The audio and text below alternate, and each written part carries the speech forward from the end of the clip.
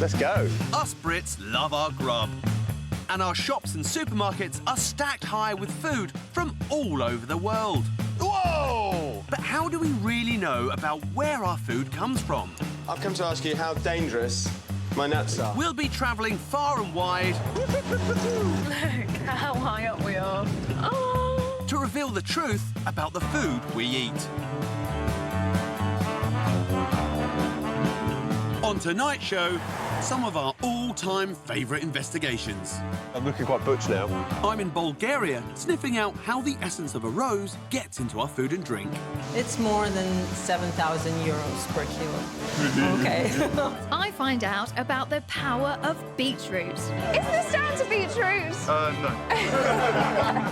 And I'm in for a few surprises in the land of sourdough. They grow and multiply in the sourdough, which give it that sour taste. Really? First up, roses. These days, the sweet scent of a rose isn't just in the air, it's in our food and drink. But how do they extract the flavoursome oil from the flowers? How do they get the oil out of a rose, then? I actually don't know. Do you think they just must mash up loads of roses? It is possible, but I don't know. They must have some sort of machine to squeeze it right out. Thank you very much. No problem, thank you. Bye, bye. Bye. When I think of roses, I generally think of pretty English ones. But surprisingly, 70% of the world's rose oil is produced in Bulgaria. So that's exactly where I'm heading. Just arrived in Bulgaria. It's the first time in the country for me. Quite excited. Oh, let's just get my luggage through. And I'm here to hunt for roses. Hot on the heels of these fragrant petals, I'm travelling 4 hours south to the region of Kazanlak, nicknamed the Valley of the Roses. And arriving in amongst a sea of costumes and dancing, I can see why. The place is full of roses. I'm going to have to get the guys a little present from Bulgaria. Ah, now this will be perfect for Kate. Woo, that's going to be great. She's going to love that. It's like drinking perfume. This Rose Festival began in 1903, when local growers would parade their beautiful blooms to buyers. Today, the rose industry is flourishing. I set off at dawn to find out just how they get that rosiness from the flowers. The sun's just come up and we're driving to the countryside. I'm on my way to pick roses. I'm meeting local producer Maria Kaneva, and it seems the picking has already started. Hi, Maria. Hi, Jim. You're busy at work? Absolutely. I haven't really seen roses grown out in a field as a crop. Okay. So can you use any rose? Because I mean, I've got much bigger roses than this. No. This is the only rose that you can take oil from. Rosa Damascena was brought to Bulgaria from Damascus 300 years ago and has been thriving here ever since. They have an especially strong scent, perfect for extracting. Let's get picking. This is a thing for you. High-tech stuff, this. It's handy for your shopping, isn't it? No. Okay. Oh, hang on a minute. And this too? At least I'm looking quite butch now. Okay. So just anything, yeah? Is that one okay? Yes, it's okay. The flowers must be picked before the sun rises, as the heat causes the oil to evaporate. And with just a 3-week harvest, the pressure's on. How long did it take you to pick that amount? 10 minutes. 10 minutes. 10 minutes? Yes. It's taken me about an hour. I've decided energy drinks don't agree with me. And I've heard a lot of talk about the bounce you get from beetroot juice. Could this be the natural alternative to maximise my workouts? I bought some beetroot juice and it talks about the power of beetroot. Don't think it gives you superhuman powers or anything like that. It's good to take when you get back from the gym, or if I've been wrestling with my partner Matt, you know, it gives you that kind of boost. There's something in it. Yeah. I don't know what the power of beetroot is. Neither do I. It turns out we don't actually know either. So it's a no from you as well. There are a lot of claims out there saying beetroot has the power to help you exercise harder and longer. So I've come to meet a professor of sports science. Now, this chap goes by the name of Andy Beetroot on Twitter, so he's clearly very into the stuff. Professor Andy Jones has asked me to meet him at the Exeter University pool, where the rugby club's training session is in full flow. Morning, chaps. How tall are you? 6'7". You're 6'7". 6'7". Look. Hello, you must be Andy. That's right, yeah. Kate. Nice to see you. Andy Beetroot, yeah? That's the one. You are big into beetroot. Yeah, I quite like it. This is the student rugby team. Beetroot juice is a sort of supplement that might actually enable them to train harder for longer. So have any of these beefy boys benefited from the beetroot in their diet? I'm not here to look at their muscles. I'm here to have a serious conversation about beetroot and its performance enhancement. So have any of you ever used beetroot for performance? Yeah. And how does it help you? Just gives me a lot more energy when I'm swimming the pool, go for longer distances, work a lot harder. And you really notice the effects of it? Yeah, no, 100%. Especially when you've been taking it for a while, it helps a lot. Have you ever used it? Yeah, once. I didn't notice any difference particularly because it was after a game and I've only used it once.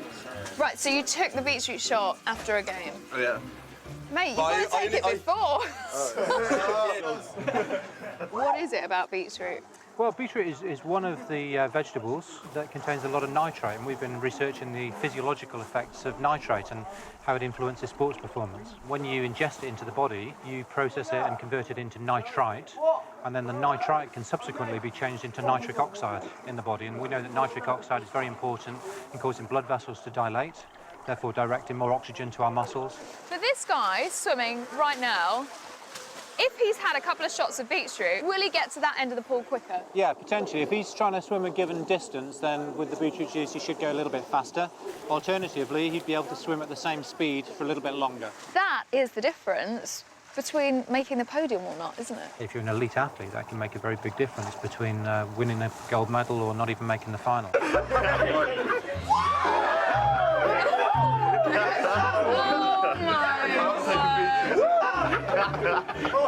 Is this down to beetroot?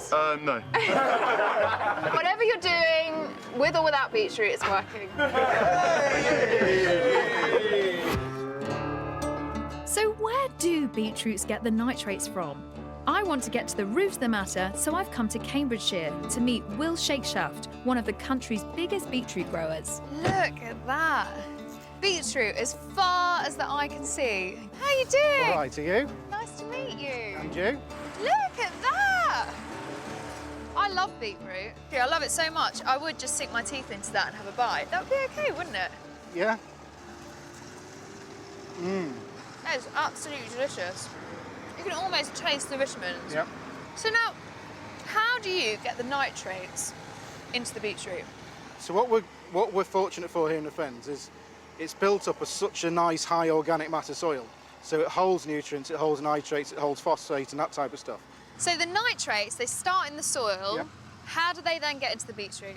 So the roots themselves pull the nitrates out the soil. So how far do those roots go? The root will go about 1 metre deep, all the way down, down, down and down. So they're constantly drawing on the nutrients in the soil. So this, what we're seeing here, is just the tip of the iceberg. These roots, when this was in the ground, could literally go pretty much, well... Everywhere. To there. Yeah. And they'll go this way as well as down, so they're just going all directions. Gosh, it's a proper network. Yep. Beetroot aren't the only nitrate-rich veg. Spinach and rocket are also winners, but not as good for juicing. Next, sourdough. It was eaten by the Egyptians 5,000 years ago and now pops up in plenty of posh bread baskets. But where does its unique flavour come from? I do like a nice bit of sourdough, but what is it that makes it sour? It's sour cream. Oh. You know, like instead of the milk, I think they use the sour cream. Isn't it from a yogurt? Is it? Because I think sour foods, we might do lemon juice, vinegar.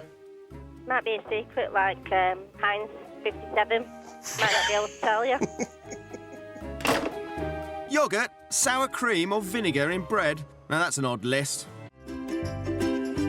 I've come to Bath to settle a doughy debate. What makes sourdough bread so sour?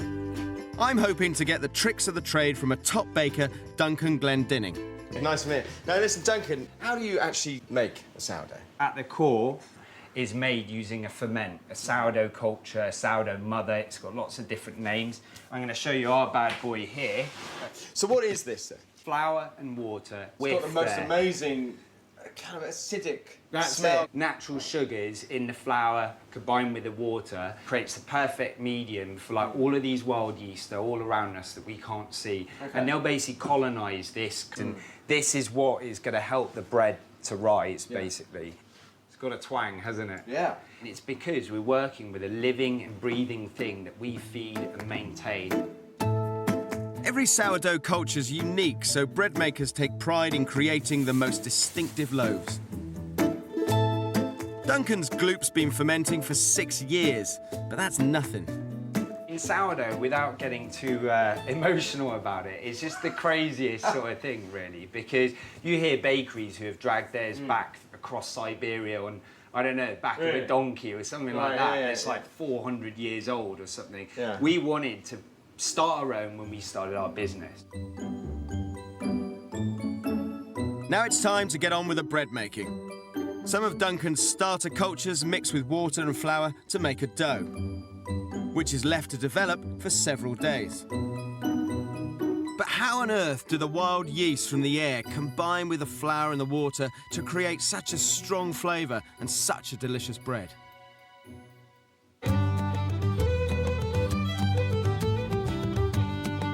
To suss out the science of the sourdough starter, I'm in Edinburgh to meet microbiologist Dr. Patrick Hickey. How you doing? Great to meet you. Nice to meet you. Now, I've been looking at sourdough. What I don't understand is how do they bring that flavour? It's a complex cocktail of microorganisms that are in that sourdough culture. There are certain types of wild yeast. There's also some little hidden special guests. So looking down the microscope, we can see some of this wild yeast. The yeast are almost egg-shaped. So the more wild yeast you have, is that the stronger the flavour of your sourdough? It's not the wild yeast that are important here. These other structures that look completely different, like little rods, are actually called lactic acid bacteria. Okay. Lactobacillus. They're completely harmless, and they grow and multiply in the sourdough and produce things like lactic acid, which give it that slightly sour taste. Like the wild yeast, these lactic acid bacteria are found everywhere and thrive in the uncooked dough, munching on a diet of simple sugars and proteins from the flour. So really, the key to a good sourdough are these natural yeasts, these friendly bacteria producing all the acids that you can then taste over a period of time. If you're patient, you can have the perfect sourdough bread. Time and patience, 2 things I don't have. So I'm going to nick yours. That's all right. Thanks, fella. I'll be off. See you later. In Bulgaria, I'm trying to get to the bottom of how you get oil out of a rose. And having seen them picked from the field, I followed them to the factory. Once winched upstairs, look at that. They're offloaded into a huge metal vat. Smells amazing. It's like if you boiled up 1,000 old ladies. This is what it'd smell like. We are introducing the water inside now. Yeah. It's mixing together with the flours. Yeah. And when we have enough water, 5 tons, we close the lids and the flours get steamed and boiled. It's like a massive pressure cooker for flowers. Absolutely. This initial distillation process yields a liquid or distillate comprising just 20% oil. A further 4 rounds of distillation are required before the oil is ready for extraction. Wow. This looks like where James Bond villains live. Why have we got more people? The tradition says that rose oil is always taken out by 3 people. That means 1 person on the extraction valve, another waiting to receive it, and a 3rd who will carry it to be weighed. Talk about make it complicated. I thought the process was complicated. Now you've got to get it out. The oil, now at 80 to 90% pure, has risen to the top and can finally be extracted.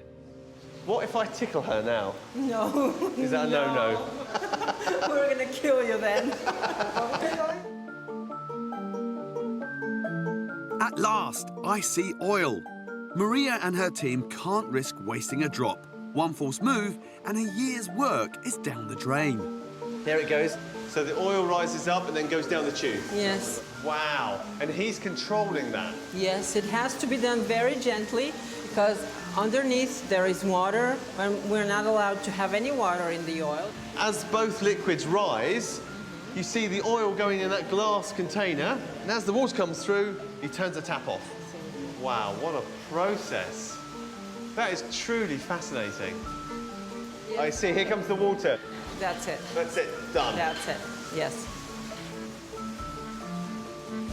So how much oil have we got there then? We've got 1.4 kilos. How many flours went into that? Around 4 tons. Around 4 tons of flours? Yes. For that amount of oil? Yes. Can I hold it?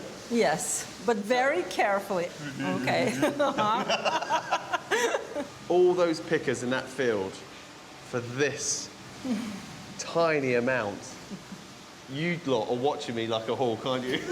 I just haven't dropped anything.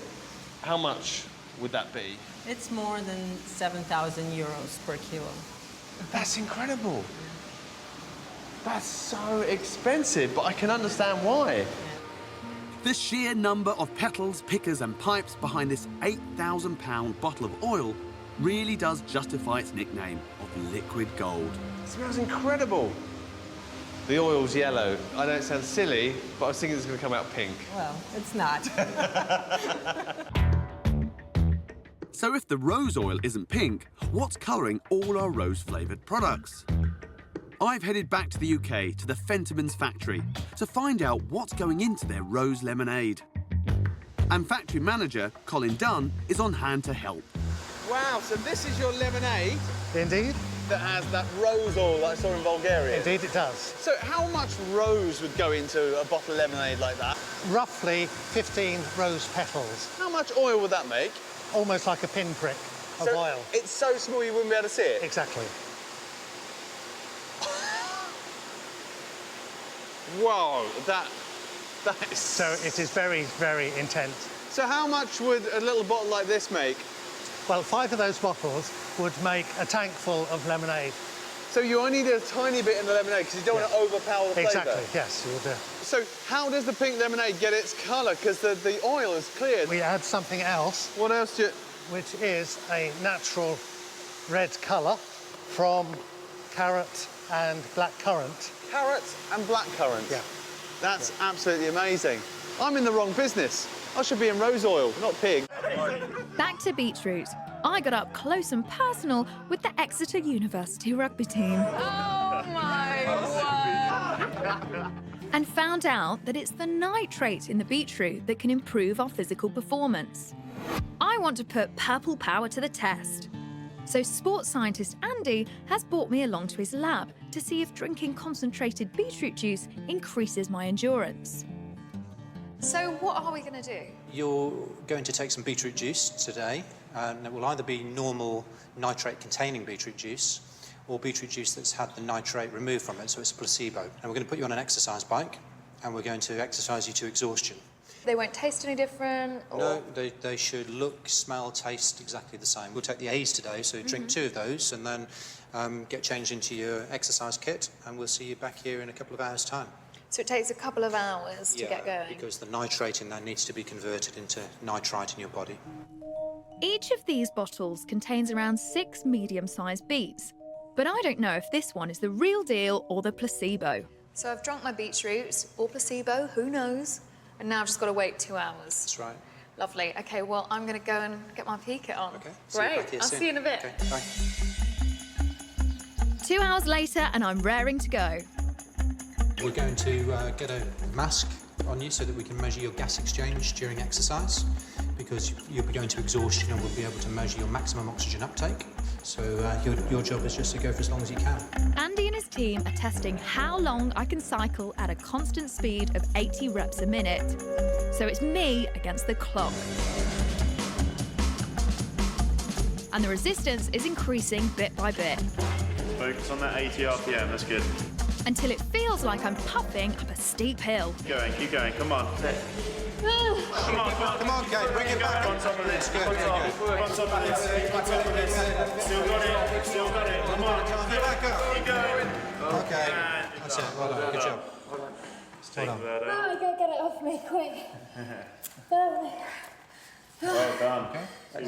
I lasted 10.5 minutes and I'm exhausted. I'll come back tomorrow. Yeah, try again tomorrow. Hopefully you won't be too tired after this test. Next morning, and I'm heading back for more punishment. Bottoms up. And it's time to get back in the saddle. Okay, so ready for round 2? I think I feel pretty much the same, but either way, basically, I don't know whether I had the nitrate yesterday or today, so... Well, we'll see. The rules are the same. 80 reps for as long as possible. Don't let that shift now. Just keep turning that leg. But is today's beetroot going to take me further or leave me flagging? Keep going, That's great. Excellent, you're still over 80. You go a bit more, yeah. Come on, Kate. Okay, good job. One more blood sample. Okay, that was easier today. Was it?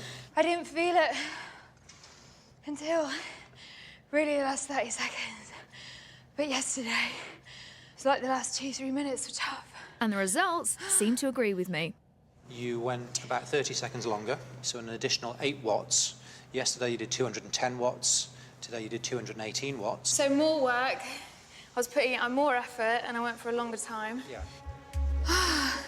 It's a definite improvement on the day before, but is it down to the nitrates in my beetroot? So you took substance B today, didn't you? Yeah. B for beetroot. B is for beetroot, yeah. So, oh, look at that. So what, A is... A is placebo, which is what you took yesterday. B is for beetroot. Interesting. So what kind of percentage improvement is that? That is about a 4% improvement in your performance, which is consistent with what we've shown in some other studies using this type of exercise. 4%? Yeah. That's good. incredible. You did very well. 4% and just from a little bit of beetroot juice. It's pretty amazing stuff.